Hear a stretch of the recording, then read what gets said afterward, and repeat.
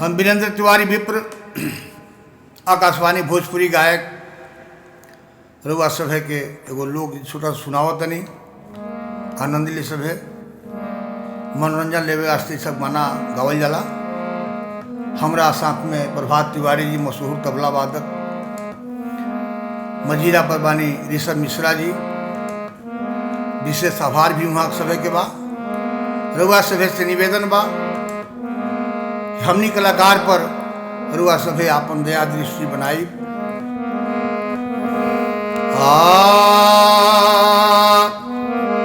पेढ़ी के नथुनिया जब पेढ़ी के नथुनिया जब आरे चलली बाजार हो खरीदे खातिर हो के लागल रहिए में मार हो खरीदे खातिर हो के लागल।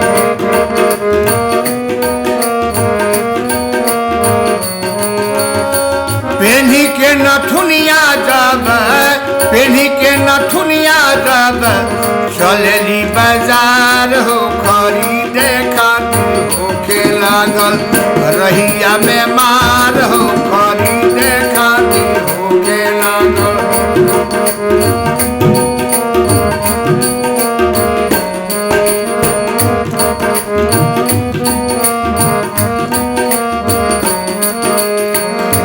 रही से निकल से आवस सझिया के घरवा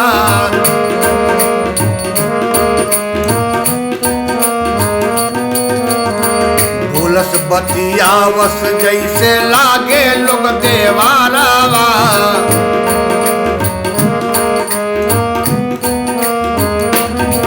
अखिया बनवले बारी अखिया बनवले बारी छुरिया कटार हो खरीदे खातिर हो के लागल आपस में मार हो खरीदे खातिर हो के लागल रहिए में मार हो खरीदे खातिर हो। अखिया बनवले बारी अखिया बनवले बारी छुरिया के धार हो खरीदे खातिर हो के लागल अखिया में मार हो खरीदे खातिर हो के लागल।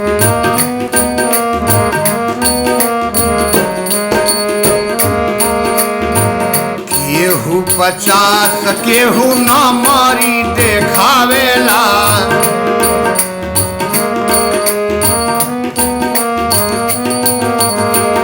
केहू 1000 दे के हमें फुसलावेला।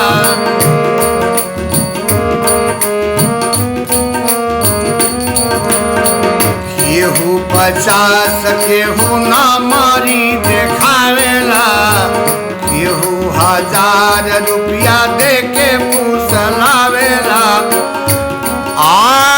केतना देता बारन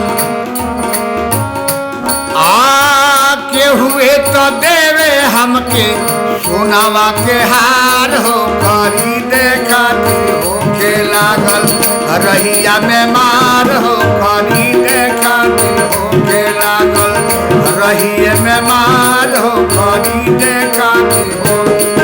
एक बाटे चीज बाट साबा का के चाही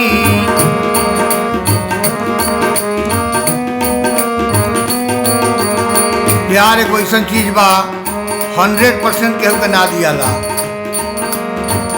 एक बाटे चीज बाकी साबा का के चाही एकरा के दी हम के करा के नाही।